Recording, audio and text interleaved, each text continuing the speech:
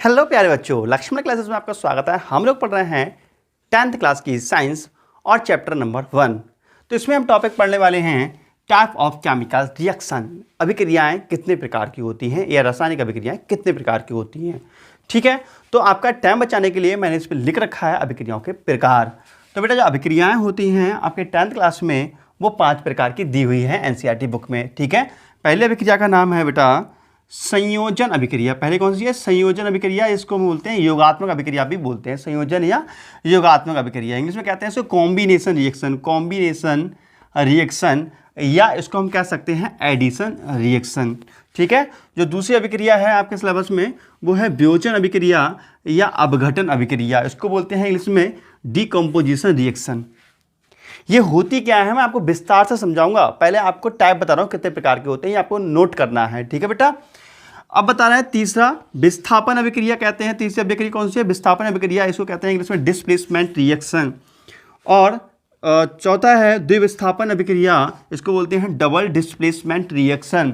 पांचवा है रिडॉक्स अभिक्रिया और इसमें हिंदी में कहते हैं इसको उपचयन अपचयन अभिक्रिया या ऑक्सीकरण अपचयन अभिक्रिया। इंग्लिश में कहते हैं रिडॉक्स रिएक्शन या ऑक्सीडेशन रिडक्शन रिएक्शन। ये 5 प्रकार की अभिक्रिया आपके सिलेबस में दी हुई हैं। तो अभी तो आपको समझ में नहीं आया होगा किसी का भी मतलब, क्योंकि समझाया ही नहीं गया है, लेकिन आपको सिर्फ इतना बताया गया है कि अभिक्रियाएं 5 प्रकार की होती हैं। बस आपको ये 5 प्रकार टॉपिक में नोट कर लेना है और इनको हम एक एक करके बहुत अच्छे से एक्सप्लेन करेंगे, आपको समझ में आएगा, इस बात की 100% गारंटी होगी। ठीक है, और बेटा समझ में आए कमेंट्स करो, जरूर बताना समझ में आ चुका है, नहीं आया तो भी बताना। ठीक है, तो फिलहाल आपको स्क्रीनशॉट ले लीजिए, ये ले लिया स्क्रीनशॉट और इसको नोट कर लो और मैं आपको पहली रिएक्शन से आपको एक्सप्लेन करना स्टार्ट करता हूं। ठीक है बेटा, तो इसको मिटा लेते हैं और पहली रिएक्शन से करते हैं स्टार्टिंग। देखो बेटा, अब आप एक लाइन छोड़ करके हेडिंग आइएगा नंबर 1 संयोजन अभिक्रिया। ठीक है, जैसे कि मैं इसको भी मिटा देता हूं, बड़ा आप कंफ्यूज होंगे। हाँ जी, अब एक लाइन छोड़ के हेडिंग क्या डालेंगे बेटा? अब हेडिंग डालो संयोजन अभिक्रिया। इंग्लिश में कहेंगे कॉम्बिनेशन रिएक्शन या एडिशन रिएक्शन। तो कॉम्बिनेशन रिएक्शन होती क्या है? तो कॉम्बिनेशन रिएक्शन का मतलब होता है, संयोजन का मतलब होता है योगात्मक, मतलब जोड़ होगा उसमें, योग अभिक्रिया या जोड़ अभिक्रिया। तो उसमें 2 या 2 से अधिक अभिकारक जोड़ेंगे। ठीक है ना, अभिकारक तो जानते ही हैं आप लोग, अभिकारक क्या होता है मैं आपको समझा चुका हूं। अभिकारक देखो एक बार सुन लो, उसके बाद से बात करेंगे। बेटा देखो, जैसे हम लोगों की खिचड़ी बनानी है, क्या बनानी है? खिचड़ी। क्या बनानी है? खिचड़ी। क्या बनानी है? खिचड़ी। तो खिचड़ी बेटा बनी कैसी होगी पता है आपको? इसमें चावल प्लस दाल,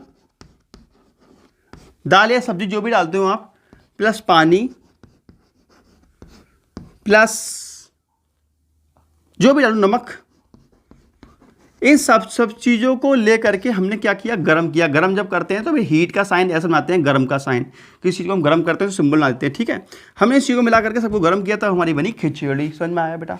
तो ये खिचड़ी है, इसको हम बोलते हैं प्रोडक्ट। क्या बोलते हैं? प्रोडक्ट या अभिकारक। जो चीज़ बन के प्राप्त होती है उसको क्या बोलते हैं? अभिकार, सॉरी अभिकारक नहीं यार, उत्पाद। क्या बोलते हैं? उत्पाद।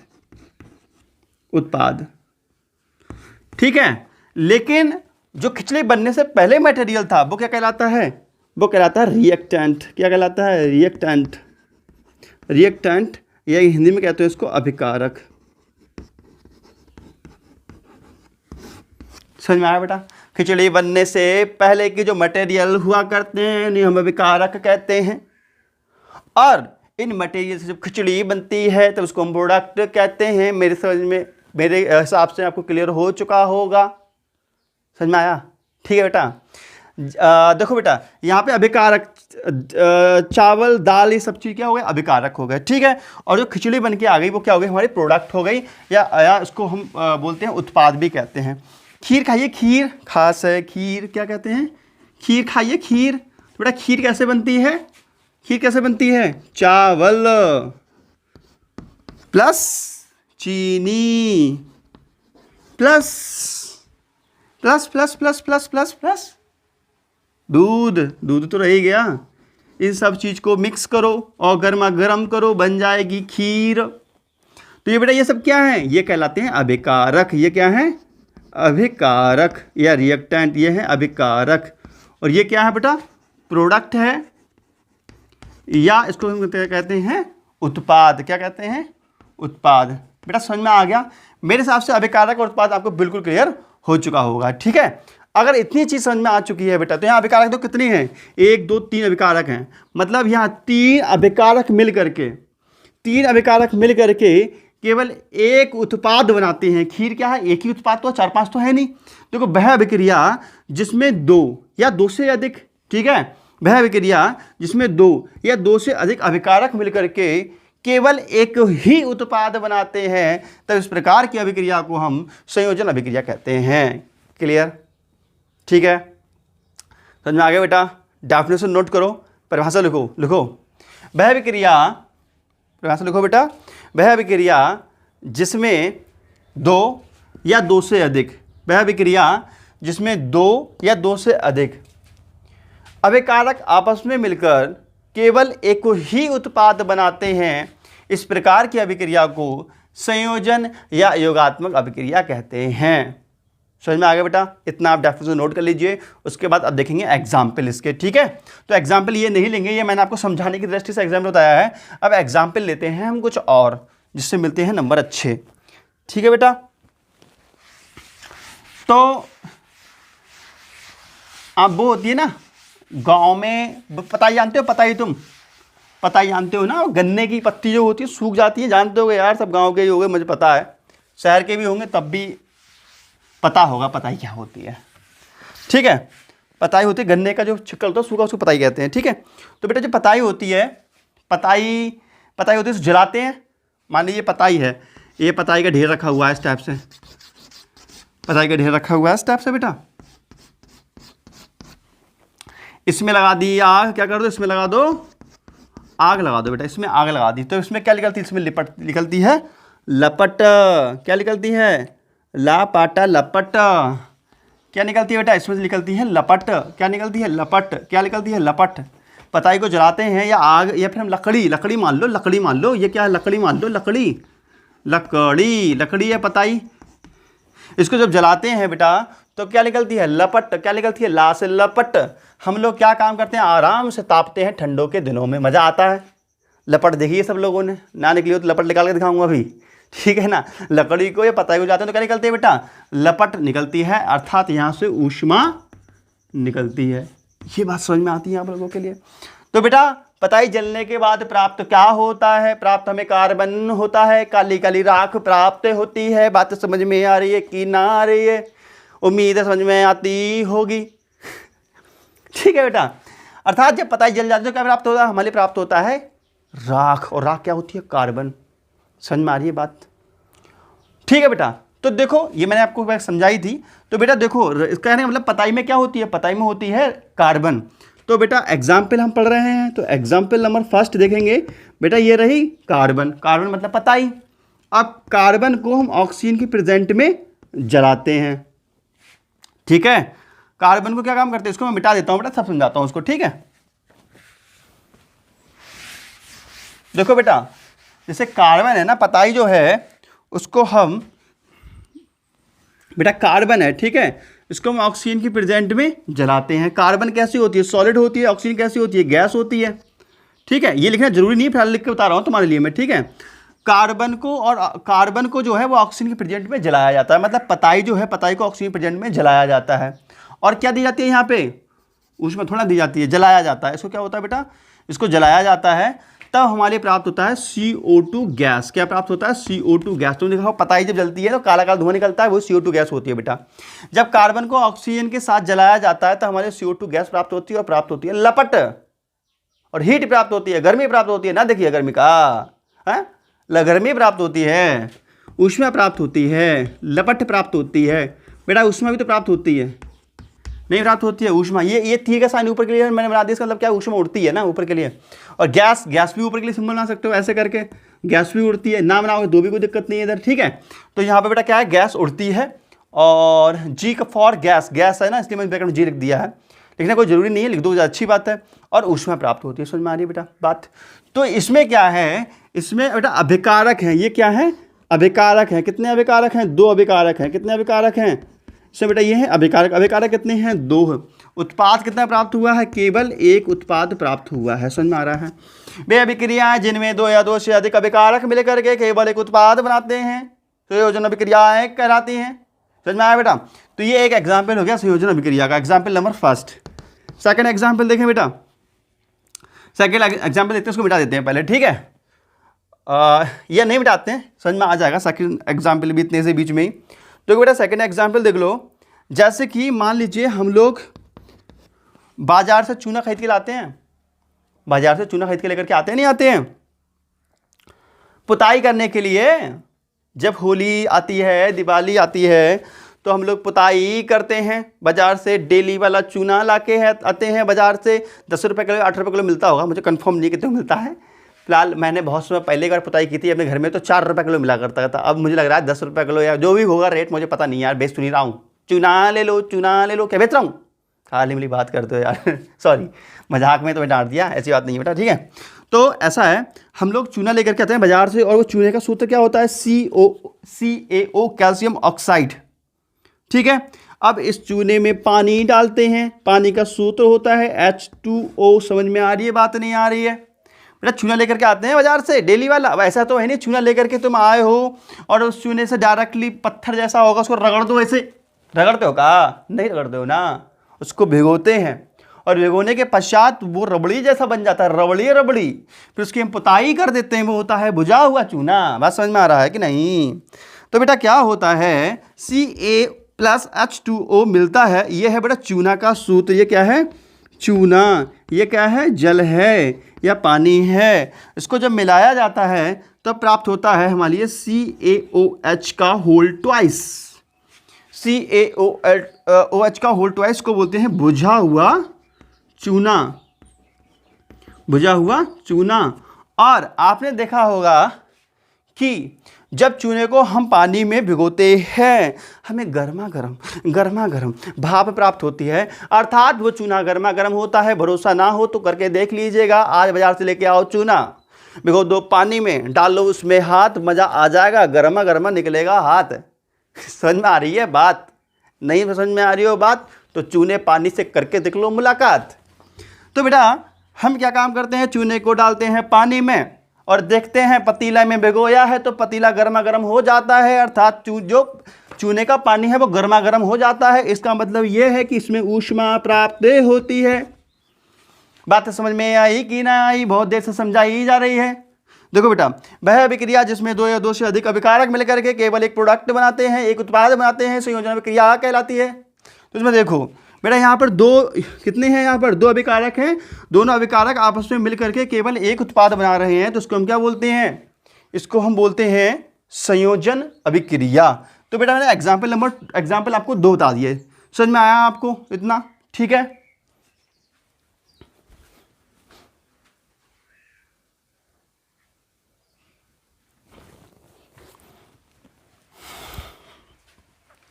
तो बेटा 2 एग्जाम्पल बता दिए, उम्मीद है कि आपको समझ में आ गए होंगे।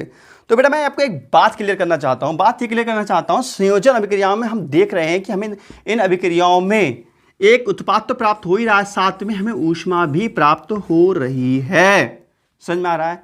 इन अभिक्रियाओं में हमें ऊष्मा भी प्राप्त हो रही है, अर्थात इन अभिक्रियाओं को हम ऊष्मा देखो, जिन अभिक्रियाओं में ऊष्मा प्राप्त होती है उसको हम बोलते हैं ऊष्मा क्षेपी अभिक्रियाएं, ऊष्मा का क्षय करने वाली अभिक्रियाएं। ठीक है। तो बेटा मैं आपको बताऊं, आप एक हेडिंग डाल लीजिएगा, स्टार बना करके, इंपॉर्टेंट आ सकता है पेपर में, स्टार बनाइएगा, प्यारा सा नन्ना सा मुन्ना सा क्यूट सा स्टार बनाओ। ठीक है। और स्टार बना करके हेडिंग डाल दो ऊष्मा क्षेपी अभिक्रिया। क्या हेडिंग डालेंगे बेटा? ऊष्मा क्षेपी अभिक्रिया। हेडिंग डाल लो ऊष्मा क्षेपी अभिक्रिया। ठीक है। इसमें कहते हैं इसको एक्सोथर्मिक अभिक्रिया, एक्सोथर्मिक रिएक्शन, इंग्लिश में कहते हैं इसको एक्सोथर्मिक रिएक्शन। बेटा हेडिंग डालो स्टार बना करके, हेडिंग डाल लो एक्सोथर्मिक रिएक्शन या ऊष्मा क्षेपी अभिक्रिया। ठीक है। तो बेटा लिखो, इसमें लिखो फटाफट परिभाषा लिखो, वह अभिक्रिया, लिखो वह अभिक्रिया जिनमें हमें ऊष्मा प्राप्त होती है, वह अभिक्रिया जिसमें, देखो वह अभिक्रिया जिसमें हमें ऊष्मा प्राप्त होती है ऊष्माक्षेपी अभिक्रिया कहलाती है। ठीक है बेटा, वह अभिक्रिया जिसमें हमें ऊष्मा प्राप्त होती है ऊष्माक्षेपी अभिक्रिया कहलाती है। ठीक है, अथवा लिखो, दोबारा लिखो, वह अभिक्रिया जिनमें प्रोडक्ट बनने के साथ साथ, दो प्रोडक्ट तो बन रहा है बेटा, प्रोडक्ट बनने के साथ साथ ऊष्मा भी प्राप्त होती है। वह अभिक्रिया जिसमें प्रोडक्ट बनने के साथ साथ, अर्थात उत्पाद बनने के साथ साथ, वह अभिक्रिया जिसमें उत्पाद बनने के साथ साथ ऊष्मा भी प्राप्त होती है ऊष्माक्षेपी अभिक्रिया कहलाती है। क्लियर? तो बेटा ये ऊष्माक्षेपी अभिक्रिया के दोनों एग्जाम्पल नोट कर लीजिए। आप कहेंगे सर जी अभी तो दोनों एग्जाम्पल लिखवाए हैं, ये संयोजन अभिक्रिया में दोबारा क्यों लिखे हैं? देखो बेटा, जो वो एग्जाम्पल लिखे हैं वो आपने लिखे हैं संयोजन अभिक्रिया के। अब संयोजन अभिक्रिया में ऊष्मा प्राप्त हो रही है तो उसको हम क्या कहते हैं? ऊष्माक्षेपी अभिक्रिया कहते हैं। तो ऊष्माक्षेपी अभिक्रिया के भी यही दोनों उदाहरण होंगे। अरे आपको तो अच्छा लगना चाहिए, क्योंकि आराम से याद कर सकते हैं हम। ठीक है ना, क्योंकि एक जैसे उदाहरण है। तो बेटा ये दोनों उदाहरण याद कर लीजिए, ये संयोजन अभिक्रिया के उदाहरण भी हैं और ऊष्माक्षेपी अभिक्रिया के उदाहरण भी हैं। ठीक है, नोट कर लो फटाफट इन दोनों को। तो बेटा हम दूसरी रिएक्शन देखते हैं। दूसरी रिएक्शन क्या नाम है? दूसरी रिएक्शन का नाम है वियोजन अभिक्रिया या अपघटन अभिक्रिया। इसमें कहते हैं इसको डीकम्पोजिशन रिएक्शन। Decomposition reaction. ठीक है, तो अब हम पढ़ने वाले हैं वियोजन अभिक्रियाओं के बारे में। तो बेटा वियोजन अभिक्रिया क्या होती है, एक एग्जाम्पल देख लीजिए तभी क्लियर होगा वियोजन अभिक्रिया क्या होती है। ठीक है, तो देखो एक कैल्शियम कार्बोनेट का फॉर्मूला होता है CaCO3। क्या होता है? CaCO3, calcium carbonate. तो बेटा इसको तोड़ना अगर हो हमारे लिए, दो पार्ट्स में तोड़ना हो तो उसको हीट देनी पड़ती है, ऊष्मा देनी पड़ती है या गर्म करना पड़ता है। तो बेटा अगर इसको तोड़ना है तो हमें क्या देना पड़ता है? इसको ऊष्मा देना पड़ता है, तब ये टूटता है CaO + CO2 गैस में ही उड़ जाता है। ये सॉलिड फॉर्म में होता है बेटा, और ये गैस फॉर्म में होता है, और ये गैस उड़ जाती है, ये भी सॉलिड फॉर्म में होती है। ठीक है, ये प्रतीक लिखना आवश्यक नहीं है, लेकिन मुझे पता तो मैं लिख दे रहा हूँ, आपको पता नहीं हो तो मत लिखना। ठीक है, तो इसमें हमने देखा कि एक अभिकारक है। कितने अभिकारक हैं बेटा? एक अभिकारक है। एक अभिकारक है, जब उसको गर्म किया जाता है तो हमारे लिए यहाँ पर दो उत्पाद प्राप्त होते हैं। समझ में आ रही है बेटा? तो हम लिख सकते हैं, ध्यान दें, मैं समझा रहा हूँ आपको, ध्यान दें। वह अभिक्रिया जिसमें केवल एक अभिकारक टूट करके, वह अभिक्रिया जिसमें एक अभिकारक टूट करके दो या दो से अधिक उत्पाद प्राप्त होते हैं, वह अभिक्रिया जिसमें एक अभिकारक टूट करके दो या दो से अधिक उत्पाद प्राप्त होते हैं बेटा वियोजन या अपघटन अभिक्रिया कहलाती है। ठीक है, समझ में आ रही है बेटा बात? ठीक है, एक एग्जाम्पल हम और ले सकते हैं AgCl का। एग्जाम्पल फर्स्ट हो गया बेटा। एग्जाम्पल नंबर 2 देखो बेटा, देखो 2AgCl है। ठीक है, सिल्वर क्लोराइड कहते हैं इसको, और इसको बोलते हैं कैल्शियम कार्बोनेट। लिख लेना, इसका नाम नीचे लिख लो बेटा, लिखो कैल्शियम कार्बोनेट, इसका नाम लिख दो कैल्शियम ऑक्साइड, इसका नाम लिख दो कार्बन डाइऑक्साइड। ठीक है, ये है सिल्वर क्लोराइड। ठीक है, इसकी लिख लेना सिल्वर क्लोराइड। तो बेटा AgCl है, इसको जब हम क्या काम करते हैं, इस पर जब सनलाइट डालते हैं, सनलाइट, सूर्य का प्रकाश, जब इस पर सनलाइट डाला जाता है तो हमें प्राप्त होता है 2Ag + Cl2 गैस। जो 2Ag होता है बेटा ये अवक्षेप की फॉर्म में होता है। ठीक है, सॉलिड फॉर्म में होता है, और इसको हम बोलते हैं रजत दर्पण। क्या बोलते हैं बेटा? इसको हम रजत दर्पण भी कहते हैं। रजत दर्पण। रजत दर्पण क्यों कहते हैं? क्योंकि ये चमकीला चमकीला होता है दर्पण की भांति। तो बेटा समझ में आ रहा है आप लोगों के लिए? क्लियर, समझ में आ गया? तो यहाँ पर चाहे ना तो हम सिंबल इस तरीके के बना सकते हैं, इस तरीके की अवक्षेप की फॉर्म में होता है। और अवक्षेप आपके समझ में बताओ सर ये अवक्षेप क्या है, कहाँ पकड़ रहे हो? अवक्षेप की फॉर्म में होता है। क्या अवक्षेप होता है? ठीक है, अवक्षेप पे बताओ बेटा क्या होता है अवक्षेप। देखो अवक्षेप पे भी चर्चा कर लेते हैं। देखो जैसे कि एक प्रश्नली ले लो। प्रश्नली जानते होगे आप, प्रश्नली ऐसी होती है, ऐसी शीशे की बनी हुई, मैंने आपको दिखाया है प्रैक्टिकल्स में। अरे प्रश्नली जानते हो तो गिलास तो जानते हो, शीशे का गिलास। मान लो शीशे का गिलास ले लो, उसमें आप आटा घोल दो और आटा घोल के छोड़ दो। आप देखेंगे कुछ समय पश्चात आटा नीचे बैठा होगा, यहाँ पर आटा नीचे बैठा होगा ना। कुछ देर बाद देखेंगे बेटा आटा कहाँ होगा, तली पे बैठा होगा यहाँ पर, और पानी ऊपर होगा। तो ये हो गया पानी, और आटा नीचे बैठा। तो आटे को नीचे बैठे को बोलते हैं अवक्षेप। क्या बोलते हैं बेटा? अवक्षेप बोलते हैं।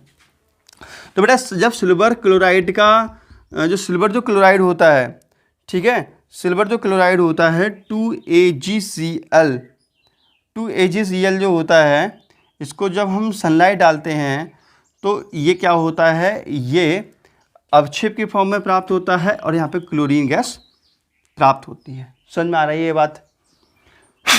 ठीक है, तो इनको हम बोलते हैं, ये हैं आपकी वियोजन अभिक्रियाएं। तो वे अभिक्रियाएं जिनमें केवल एक अभिकारक, वे अभिक्रियाएं जिनमें एक अभिकारक टूट करके दो या दो से अधिक उत्पाद बनाते हैं वियोजन अभिक्रिया कहलाती हैं। लिखो हेडिंग डालो फटाफट, वियोजन अभिक्रिया, और लिखो वह अभिक्रिया जिसमें एक अभिकारक टूट करके दो या दो से अधिक उत्पाद प्राप्त होते हैं वियोजन अभिक्रिया कहलाती है। बेटा ये उदाहरण नोट कर लेंगे आप वियोजन अभिक्रिया के, ठीक है, कर लोगे नोट, ठीक है, उसको नोट कर लेना। तो हम इन अभिक्रियाओं में देख रहे हैं, इन अभिक्रियाओं में एक खास चीज़ हमें प्राप्त हो रही है। खास चीज़ प्राप्ति हो रही है कि इन अभिक्रियाओं को कराने के लिए हमारे लिए सनलाइट देनी पड़ रही है या हमें ऊष्मा देनी पड़ रही है, अर्थात इन अभिक्रियाओं में हमें ऊष्मा देनी पड़ती है। जैसे आपको खाना बनाना है बेटा, चावल बनाने, चावल कुकर में बंद करेंगे, फिर उसको आग जलाएंगे, ऊष्मा देनी पड़ेगी तो चावल बनेंगे। समझ में आ रहा है? तो जिन अभिक्रियाओं में ऊष्मा देनी पड़ती है, जिन अभिक्रियाओं में ऊष्मा देनी पड़ती है उन्हें कहते हैं ऊष्मा शोषी अभिक्रिया। क्या कहते हैं? ऊष्मा शोषी अभिक्रिया। ठीक है, तो कहने का मतलब यह है ऊष्मा शोषी अभिक्रिया पे हम डिस्कशन करने वाले हैं। तो हेडिंग डालेंगे ऊष्मा शोषी अभिक्रिया। बेटा स्टार बना के हेडिंग डालेंगे ऊष्मा शोषी अभिक्रिया। स्टार बना के हेडिंग डालिएगा ऊष्मा शोषी अभिक्रिया। इनको कहते हैं एंडोथर्मिक रिएक्शन। एंडोथर्मिक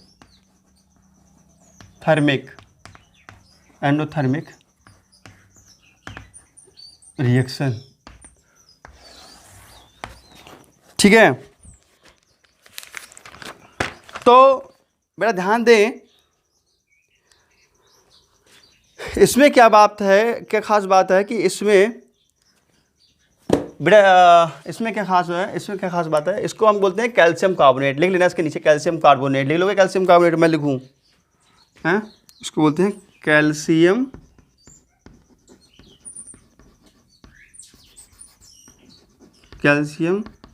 कार्बोनेट, या इसको बोलते हैं चूना पत्थर भी लिखते हैं, लेकिन चूना पत्थर लिख सकते हो। ठीक है, तो ऊष्मा शोषी अभिक्रिया कैसी होती हैं? वे अभिक्रियाएं जिनमें अभिकारक को तोड़ने के लिए, परिभाषा बोल रहा हूँ, लिखो वह अभिक्रिया, परिभाषा लिखो बेटा, वह अभिक्रिया जिसमें अभिकारक को तोड़ने के लिए ऊष्मा अथवा ऊर्जा की आवश्यकता होती है।